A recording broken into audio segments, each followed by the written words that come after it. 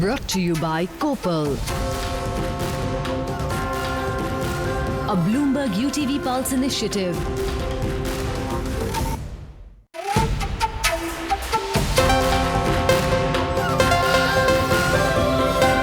You're watching Bloomberg UTV.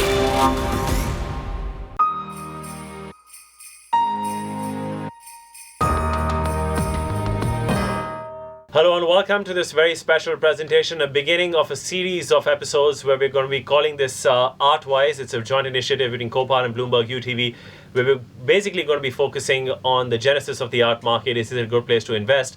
And various pros and cons, regulatory environments, investors, collectors, all and lots more questions to be answered over a series of episodes. Today, of course, we're going to kickstart it by telling you whether art as an investment tool is a worthy option or not. I have the lovely Sarah Zaman, who's going to be my co-host through this entire journey. Sarah, take it away. Yes, you've made a great start. You've really put it across well what episode 1 is going to be all about of the special series Artwise. Before much ado, let me introduce our set of panelists. We have with us Mr. Alok Nanavati, a very well-known market analyst, a well-established face in the market, also the director of Centrum. We also have with us in the studio Mr. Ranjiv Saluja. Thank you very much, sir, for coming. He's the owner of Pulse Technologies, which is a well-known IT company, and he's just started investing in art. We also have with us Renu Modi, the director of Gallery Espas, who's always been very vocal about talking on issues related to art, collecting art. Really, everyone does know about her passion for art. But before we kickstart this discussion, for our viewers, let's play across a special story which tells us about how the art market stands in 2010. As world markets suffered through 2008 and 2009, the Indian art market witnessed a slump as well.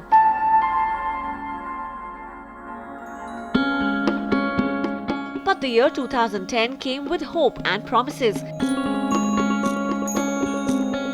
The modern masters managed to be the saving grace, and S.H. Raza broke all records that were ever known to Indian art.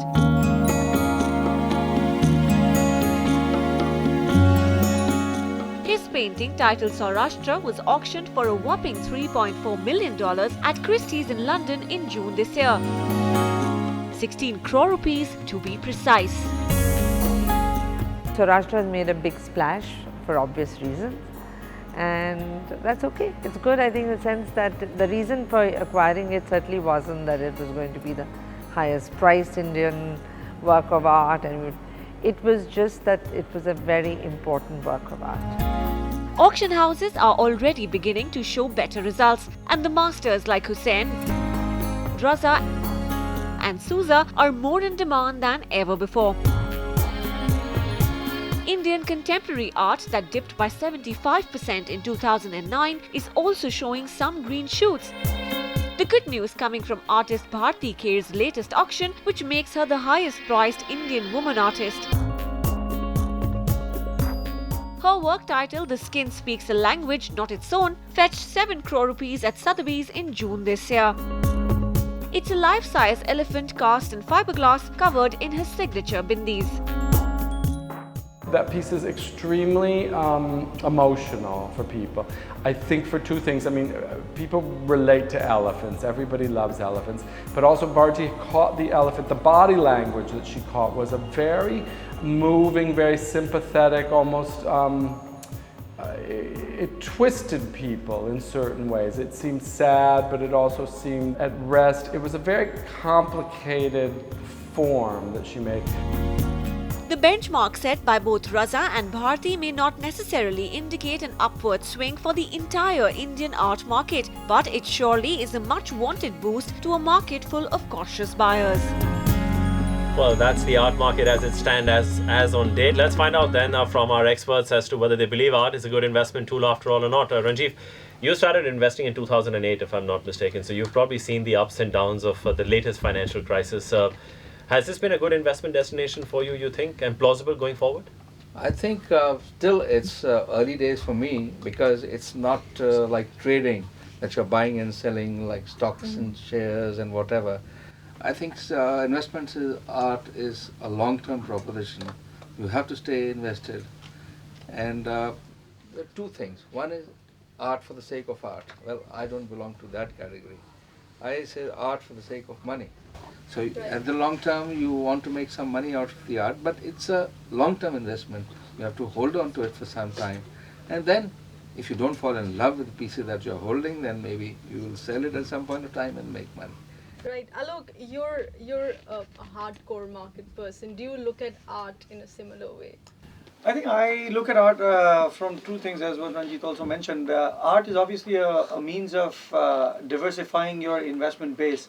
So, for those who believed only in equities, or for others who only believed in real estate, both of these markets, as we've seen over the course of the past 24 to 36 months, have been extremely volatile. So, yes, you've made millions and have lost even more in the ups and downs of the market.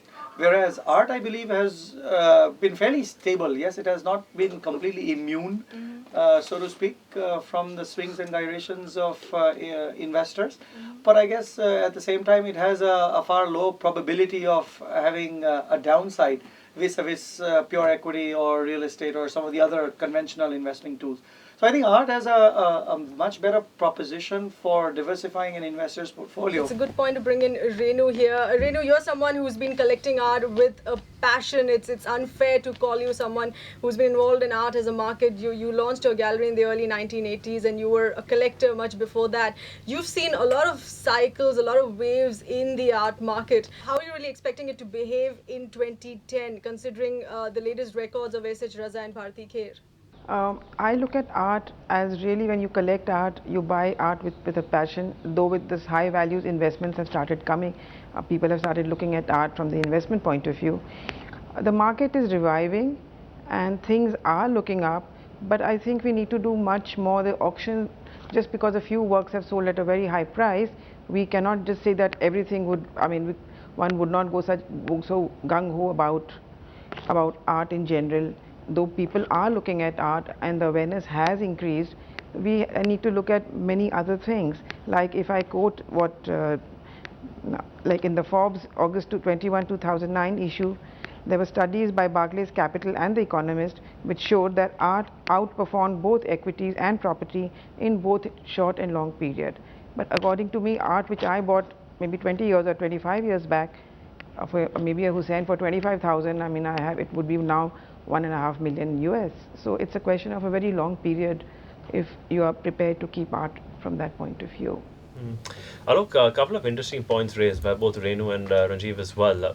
Is it a respectable hedge against inflation? Can you treat it as something like gold, where you just buy and keep it and play for appreciable value? Does it give you that kind of liquidity as an investor at tough times, given what the world has seen over the last 2.5 years? I think art is not necessarily to be considered pure vis-a-vis gold in terms of liquidity, safety and security. So I don't think necessarily it would be fair to compare art and gold.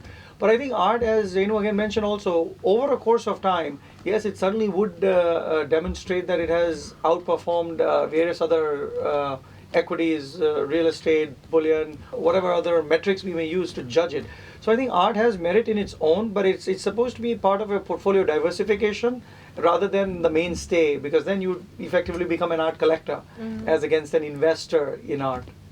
Right. Ranjiv, it was when you made your comment earlier saying that you got into art in 2008, but you've also learned how to appreciate the aesthetics of art, which one really doesn't get to hear from a first-time investor. One gets to hear that from a collector who's been doing that, who's been buying art for many years. So what really gave this confidence? I mean, how did you get into buying art in the first place? Well, getting into buying art was thanks to a lot of investment advisors who keep coming to me and want to make me part with my money and invest in something or the other. And then I read somewhere that you need to have a flavor of probably art and commodities and so on and so forth in your asset allocation. Looking around, I found that there were some art funds available, which were not very appealing, that you invest in something and then you go blank. You don't know what's happening inside the fund. And then somebody said that there is this opportunity where Kopal, you invest, you get a piece of art which you can hang on your wall in your office or home, and then at an appropriate time when you feel like selling it, you actually owning that piece of art, which appealed to me. And I started small. And the Kopal model was also quite different from the others, that you invested at a particular price in terms of per square foot, if you like.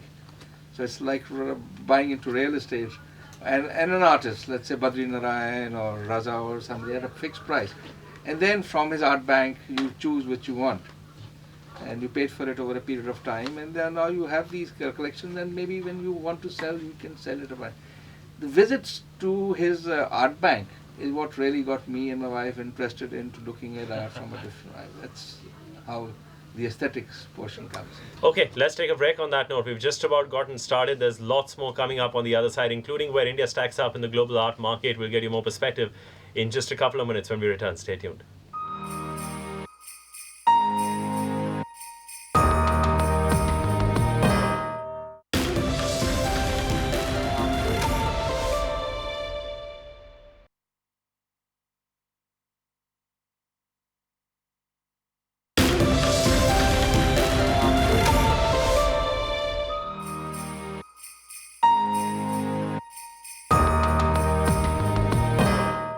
Welcome back. You're still with Artwise on our first episode and conversation yet with Renu, Alok and Rajiv getting their thoughts on how to approach investing in the art market. Renu, I was reading a report that said that the Indian market is just about 0.5% of the global art market. Does that perhaps give us a significant opportunity to up the scales? Is there enough appetite, you think, in the Indian art market, or is it just too expensive a proposition? No, I don't think I think it's a very good proposition. And if you really look at the total art market, we are just minuscule. You forget US and UK where the systems are in place, collectors are in place. Let's compare India with China. And like Chinese art started with the non-Chinese buying art, and now it's such a strong homegrown market that there's amazing Chinese collectors buying Chinese art like crazy, which is missing in India. And that's where the GDP which they are saying coming year it will be around 9%, and the HNWI population also increasing, India getting so many more billionaires. I really feel it's a great we have a great, I mean, to increase the art market or to grow the art market, we have great possibilities. Okay, on that note, in fact, let's take a look at a story which is along similar lines. Which does talk about the Indian art market being a great opportunity. Thanks to a string of successes in global auctions, the Indian artists are no longer seen as second to their European or Chinese counterparts. But still, Indian art accounts for a negligible share of the global market. Experts hold that with India projected to emerge as the world's second largest economy in the coming decade, and with rising appetite for arts among the new buyers, the true potential of Indian art is waiting to be unlocked. Now, looking into the global international market, the total market is 50 billion. We are also less than 0.5% of that. So it is grossly undervalued. If you look into the national heritage all across the globe, there also the range is 100 to 150 million, and we have only reached 0.5, half a million, US dollars. Let's look at the top 10 paintings in the global international scenario. They are in the range of 100 to 150 million, right? And our highest top 5 are in the range of 0.5 to 3.5 million. So the difference in the evaluation is they are 50 times costlier than us. But I think things are going to change now. The way like Kopal has started its global art movement, we're launching this $250 million. There are many more people who have started understanding that Indian art is an opportunity. It is grossly undervalued. But it's not only undervalued, it's an opportunity today, and that is why the interest is generating.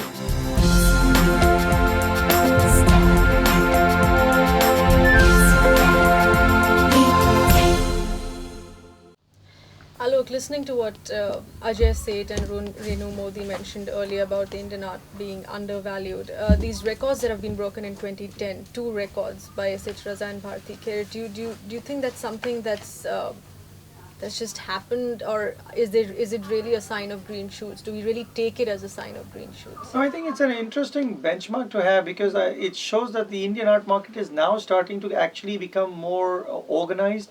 And there's a lot more active buyer interest from people such as myself and others who earlier did not have the opportunity or the means or the knowledge to invest into art, even if we wanted to. And thanks to investors and firms such as Copal, where they've brought and broadened that market and made it more accessible to the common man or the layman who did